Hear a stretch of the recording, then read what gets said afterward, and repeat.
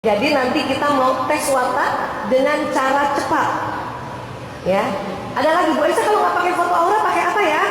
Pakai lembar form pertanyaan. Biasanya teman-teman psikolog, ada psikolog di sini. Nah, psikolog akan pakai teknik ini.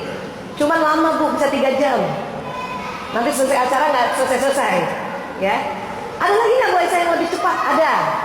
Tapi akuratnya 80%. Tetap tinggi. Cuman nanti kalau ibu saya kasih tahu, terus ibu merasa kok bukan itu ya watak aku, bukan salah wataknya ya Bu ya. Ya, bukan salah wataknya, cuman teknik ini memang akuratnya 80%. Gimana Bu Aisyah? Sudah siap dites wataknya? Ayo, baik. Dengarkan. Seandainya panitia tadi kan ada kasih dah tadi ya, Masya Allah. Seandainya panitia juga minta kita main teater di depan ini, teater, bagus, drama. Ibu mau pilih sebagai apa? Tolong pilih, ada 4 pilihan. Pilih langsung, nggak usah tanya tetangga, nggak usah tanya teman ya. Ya. Apakah ibu mau jadi sutradara? Apakah ibu mau jadi penonton? Jadi jangan cuma main. Siapa yang nonton nanti? Apakah mau jadi penulis skenario? Apakah mau jadi artisnya? Pilih satu masing-masing. Sudah dapat? Udah Bu? Gak usah tanya temennya Bu, gak usah ngajak-ngajak. Dapat satu? Sudah? Apakah ibu mau jadi sutradara? Apakah mau jadi penonton? Apakah mau jadi penulis skenario? Apakah mau jadi artisnya? Semua bagus. Udah dapat Bu? Satu? Dapat. Ada yang pilih sutradara? Ada. Ada yang pilih penonton nggak? Ada. Ada yang pilih penulis skenario? Ada. Ada yang pilih jadi artis? Ada. Tenang Bu, semuanya duitnya banyak itu. Penonton juga duitnya banyak, justru penonton yang banyak duitnya. Sudah dapat Bu, pilih satu sudah. Berarti kan sisa 3. Tadi kita sudah sepakat watak 2 jenis, karena dari ayah dan turunan dari ibu. Oke? Sisa 3 yang tadi pilihan. Sekarang pilih satu lagi. Kan 4 tadi. Ibu sudah pilih 1, entah yang apa. Tinggal 3, pilih 1 lagi. Sudah? Sudah. Masing-masing orang berarti pilih 2. 1 watak dominan, 1 watak kombinasi. Entah dari mana yang turunan ayahnya dan dari mana turunan ibunya, nanti ibu di rumah baru ibu silsilahin lagi gitu. Ya. Setuju ya? Nah, sekarang dengar. Adakah watak yang pilih penonton? Pilihan pertamanya? Ada? Ada. Dan pilihan keduanya penulis skenario, ada nggak? Jadi penonton dan penulis skenario, ada? Nah, oke. Itu paduan yang sudah lazim. Ya, itu insya Allah 85% naik lagi akuratnya. Sekarang, adakah yang pilihan pertamanya penulis skenario, pilihan keduanya penonton? Ada? Nah, itu juga watak yang sudah lazim. Itu tepat itu, 85%. Akuratnya naik. Sekarang, adakah yang pilih penonton yang pertama, pilihan keduanya artis? Ada nggak Bu? Nah, itu juga betul. Itu lazim sekali. Atau kebalikannya, pilihan pertamanya artis, pilihan keduanya penonton. Ada? Ada. Sekarang, adakah pilihan pertamanya penulis skenario, pilihan keduanya sutradara? Siapa? Ada? Ada, itu juga lazim. Pilihan pertamanya sutradara, pilihan keduanya penulis skenario. Ada? Oke. Itu 85% udah naik akuratnya ya. Adakah pilihan pertamanya sutradara, pilihan keduanya artis? Ada? Sutradara artis? Ini banyak. Itu juga lazim. Sekarang, adakah pilihan pertamanya artis, pilihan keduanya sutradara? Ada? Nah, itu juga lazim. Yang gak lazim apa Bu Aisyah? Siapa yang pilih penonton pertama, pilihan keduanya sutradara? Itu tidak lazim. Salah nggak? Nggak salah. Ada salah satu yang betul. Cuman satu kombinasinya ibu mungkin ya lihat nanti saya jelaskan sedikit. Nanti oh saya yang ini sebetulnya. Ya. Adakah pilihan pertamanya sutradara dan pilihan keduanya penonton? Itu juga tidak lazim. Pasti ada salah satu yang kombinasinya harus diganti. Adakah pilihan pertamanya penulis skenario, pilihan keduanya artis? Ada nggak yang gitu? Itu tidak lazim juga. Pilihan pertamanya artis, pilihan keduanya penulis skenario. Ada? tidak lazim juga.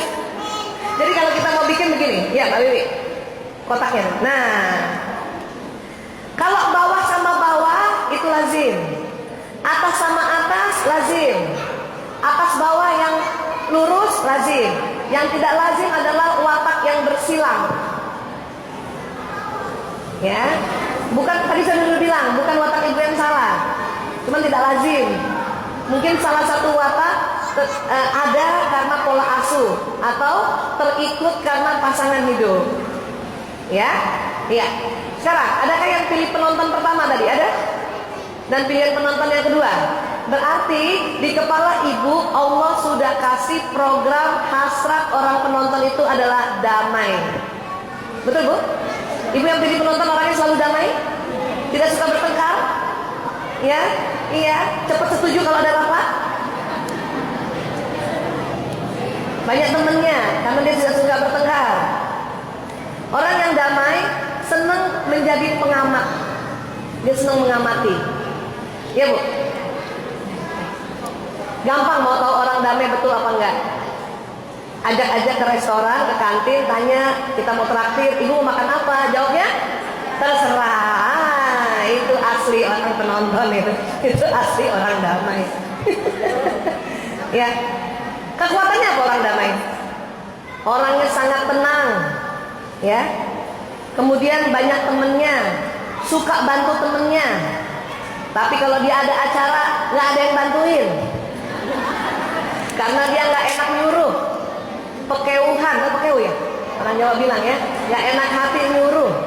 Kalau bisa dia yang bantuin, nggak usah dia nggak ada yang bantuin, nggak apa-apa gitu.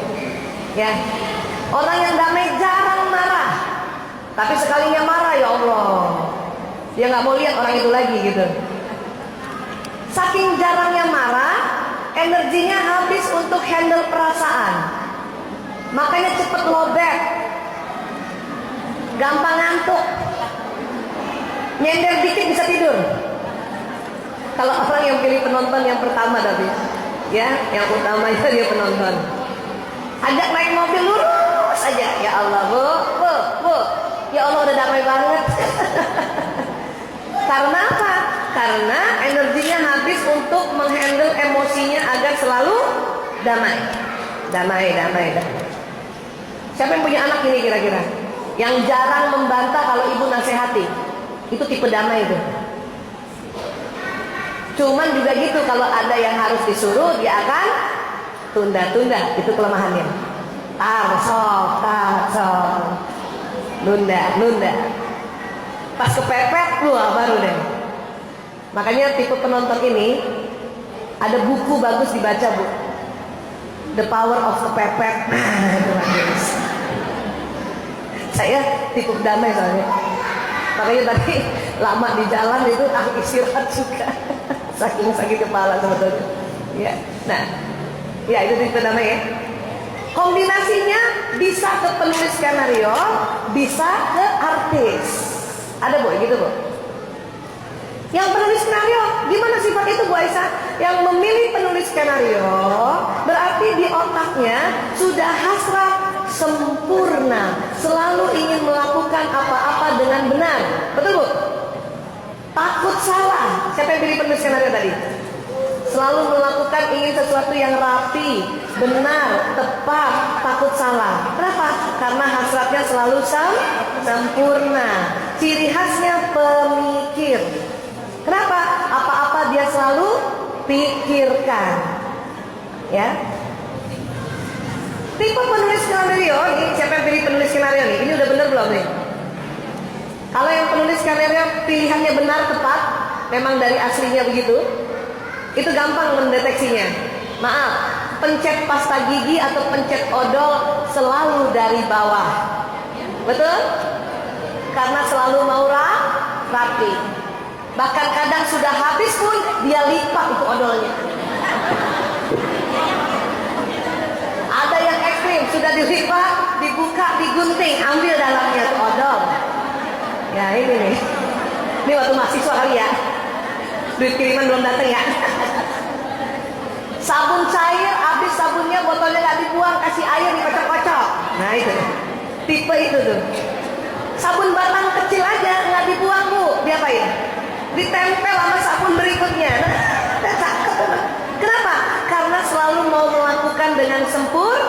sempurna.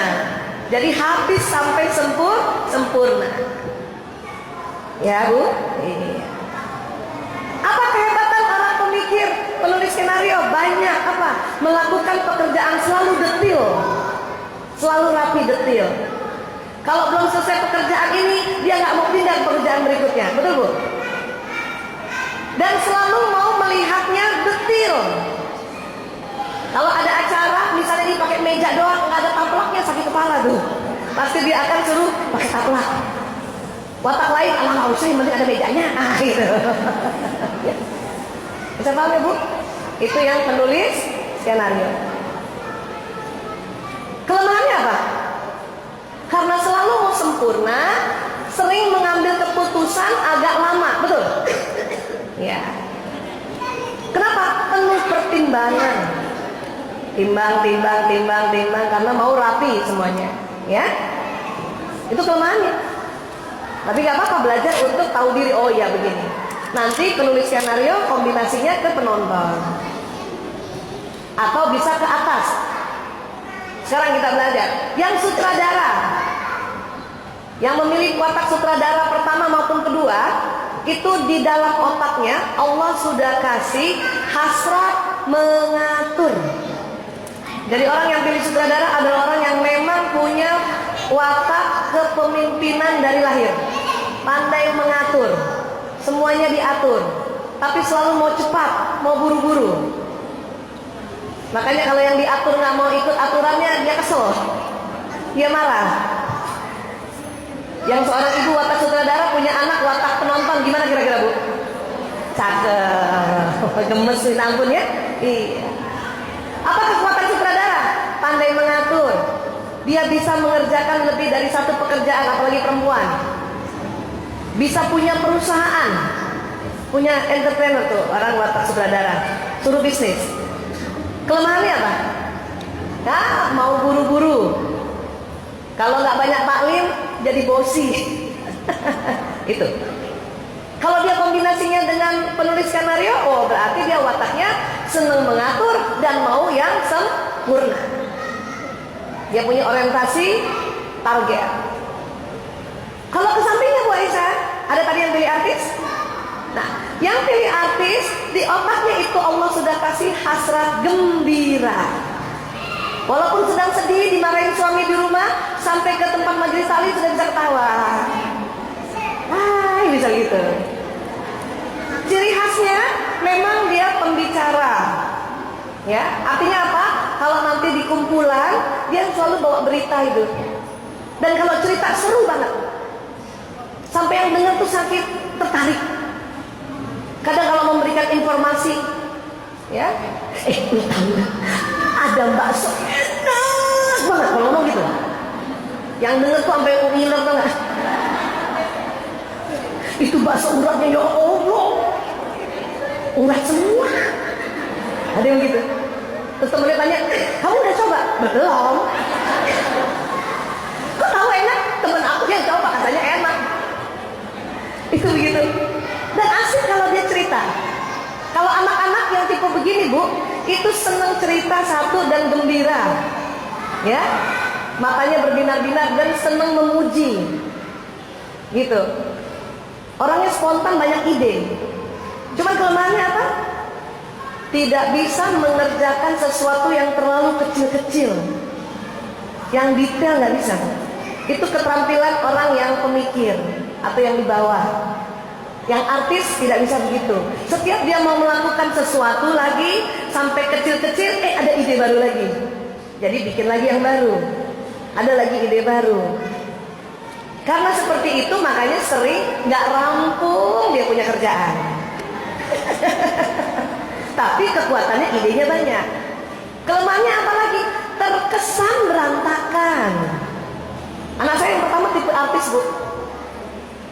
Kalau nanti habis bangun tidur, selimutnya nggak dirapiin. Kalau saya tanya, nak, selimutnya kok nggak dirapiin? Alah, nggak apa-apa Bu, ntar malam juga dipakai lagi. Jadi agak selonggar. Kebalikannya anak ketiga saya tipe pemikir, nggak usah disuruh Bu. Bangun tidur selimut dirapiin, ujung ketemu ujung, ya kan? Tipe artis bisa ke bawah, bisa ke samping. Kalau dia ke bawah berarti dia senang gembira dan dia selalu damai. Nah, itu kalau ada watak artis, penonton dan penonton artis itu banyak temennya itu. Dia uangnya nggak terlalu banyak tapi temennya banyak. Bisa kemana-mana nggak pakai duit itu. Karena temennya yang ngajak. Kalau yang sebelahnya itu orientasi memang harus ada materi. Itu yang watak sutradara penulis skenario atau kebalikannya ke atas. Oh, itu tabungannya banyak itu. Ya, apalagi yang penulis skenario, masya Allah bu, dompetnya rapi banget. Siapa yang tadi dompetnya rapi? Betul nggak penulis skenario dompetnya rapi? 10.000 sama 10.000, 5.000 sama 5.000, 2.000 sama 2.000. Kepala pahlawan hadap kanan semua. Itu kalau diambil 2 lembar dia tahu. Ini uang gua 2 hilang 2 lembar mana ya? Itu tipe itu. Apa namanya itu Bu Aisyah? Ada nama Latinnya, ada nama juga di dalam watak Islam. Kalau bahasa Latin, Ibu bisa ditulis ya. Yang tipe penonton bahasa Latin sering menyebutnya watak plekmatis. Orang damai. Yang tipe penulis skenario bahasa Latinnya sering disebut melankolis. Yang tipe sutradara bahasa Latinnya itu disebut koleris. Yang artis bahasa Latinnya disebut sanguinis. Jadi ada plekmatis, melankolis, koleris, sanguinis. Bu Aisyah, saya juga orang koleris, tapi saya suka damai.